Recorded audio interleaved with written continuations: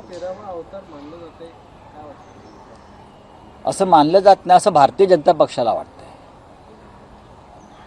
ते उद्या त्यांना रामाचा अवतारही म्हणतील. हा देश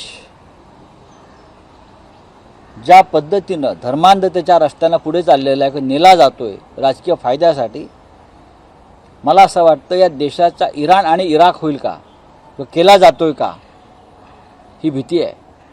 हिंदू हृदय सम्राट बाळासाहेब ठाकरे यांना मी एकदा प्रश्न विचारला होता, मी स्वतः, की तुम्हाला हिंदूंचं खोमिनी व्हायला आवडेल का? तेव्हा बाळासाहेब माझ्यावर चिडले आणि म्हणाले, नाही, हा देश मी खोमिनीच्या मार्गाने नेणार नाही, मला हिंदूंचं खोमिनी व्हायला आवडणार नाही, मी धर्मप्रेमी आहे, मी धर्मांध नाही, आणि मी या देशातल्या जनतेला धर्मांध बनवणार नाही, तर विकास, ज्ञान, विज्ञान या मार्गाने हिंदुत्व पुढे नेईल. आज नेमकं उलटं चाललेलं आहे.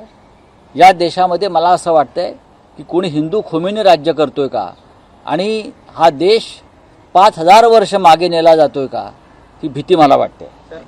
चलो बस.